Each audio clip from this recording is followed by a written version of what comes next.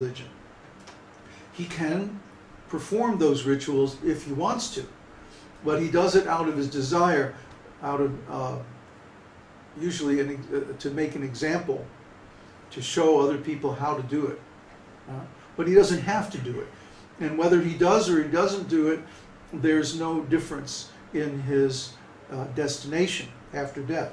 Once you attain devotional service, once you have the landmark experience of self-realization where Krishna reveals his original form, that's it.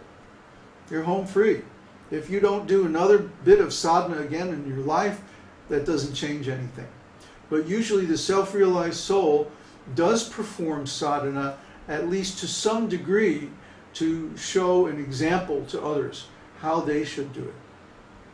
And of course the self-realized soul has to teach, which generally in this day and age means writing books or making other presentations of Krishna conscious Vedic philosophy. So that's what we're doing, just to help all the people that we see who are stuck in this miserable material world and don't know how to get out. That's the duty of the self-realized soul. And when they leave this body, they go to the higher planets, or maybe they go immediately to the spiritual world, or maybe they stay some time in the higher planets, depending on their desires and their karma. The Supreme Lord arranges everything for them. He also maintains them. And we've experienced this many times. For example, the other day, I had taken out all of our money from our PayPal account to get ready for some expenses that we have coming up. And then something came up where I had to pay for, I had to renew our domain registration. And so I literally used up practically all the money in our account. And I was sitting there going, oh boy, what are we going to do now? And literally within a minute, Krishna sent someone to give a donation. I mean, literally within a minute. And I've seen this happen again and again, that when we run out of money or when we get into a situation where we need some support, somehow or other, Krishna arranges it. It's just amazing, huh? I mean, Krishna really is God, okay? And he can arrange everything for his devotee because he's present everywhere, in everything, and he knows exactly what's going on with you, with me, with everybody, and he especially pays attention to his devotees. And he is the kind of a person, a kind of a friend, who wants to be intimately involved in the lives and affairs of his devotees. It's not that God is far away someplace on another planet or something like that. No. God is present everywhere, in everything. He's in our hearts. He knows exactly what we're thinking and feeling at every moment. We can't hide anything. He's seen it all. He knows it all. He can't be shocked. So don't worry about that. But he wants to be intimately involved in our affairs. Why? Because he loves us. He's the original friend.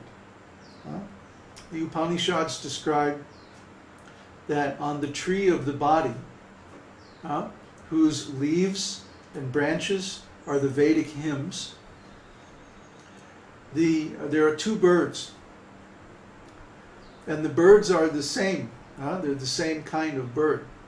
But one of them is eating the fruits of the tree. And sometimes the fruits are sweet and sometimes they're sour. Sometimes they're good and sometimes they're rotten.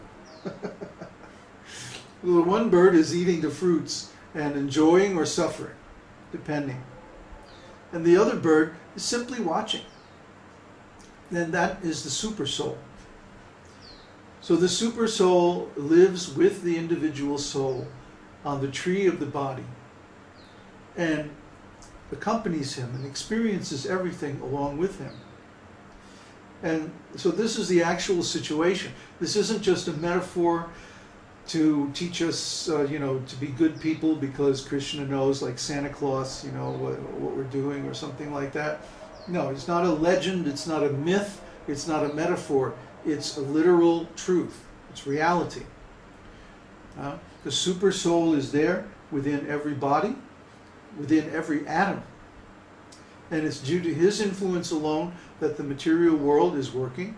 And we've discussed this many times, how his will is the source of creation, how his energy becomes the ingredients for the material creation, and so on and so on.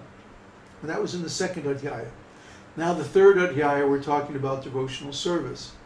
So we want to emphasize the personal relationship between the soul and the Lord. And this personal relationship is very, very sweet. Just imagine you had a friend who loves you so much that he wants to be with you every moment. And this friend also happens to be very beautiful, very strong, very wealthy, very powerful, very knowledgeable. He knows everything, can answer every question, better than Google. And very renounced. So he doesn't need anything, he doesn't want anything from you. He's totally renounced because he already has everything. He's the source of everything. So he doesn't need anything. He's completely renounced. And all he wants to do is serve you and help you and make you happy. Now, isn't that the best friend anybody could ever ask for? Well, that's Krishna, or the super soul. And the super soul is there. Anytime we can contact him simply by desiring to.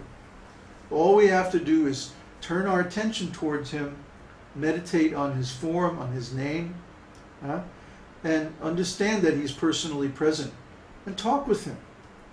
Talk with him just like I'm talking to you right now. Say, hey, Krishna, I know you're there. When are you going to reveal yourself? And he'll arrange something.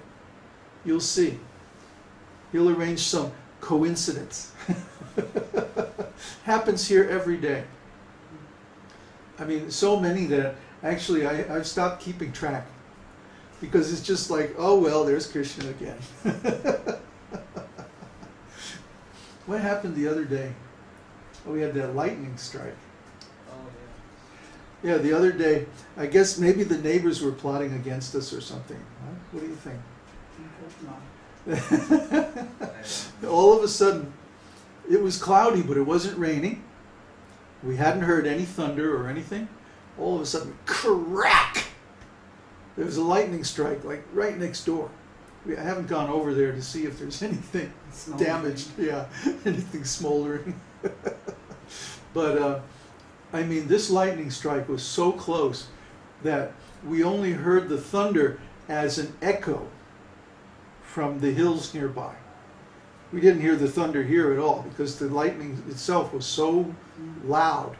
I mean, we thought, poor Florian thought it was in the kitchen, and he thought he was finished, man. He thought he was cooked. Crazy everywhere. Yeah. Well, it was so strong that it blew the light out. Yeah. We had a fluorescent light in the kitchen, blew it out. So you can see Krishna protects his devotees. He's always interested in his devotees' welfare. He takes special care. And even though he's equal to everyone, in the sense that the same rules apply to everybody, still he gives special favor to his devotees. Why? Because they give special favor to him. They give him their attention, their service, their study, their chanting, their devotional activities, and eventually their love. How do we learn to love Krishna? It's by serving him. Prabhupada used to say, love means service. If somebody says, oh, I love you, I love you, I love you, but they never do anything for you, after a while you're going to start wondering, does he really love me? Or is this just, hot air? So, if we really love Krishna, then we'll serve him. And by serving him, he will give us the desire to love him. And this is actually the goal of the activities of regulated devotional service. To develop the desire to love Krishna.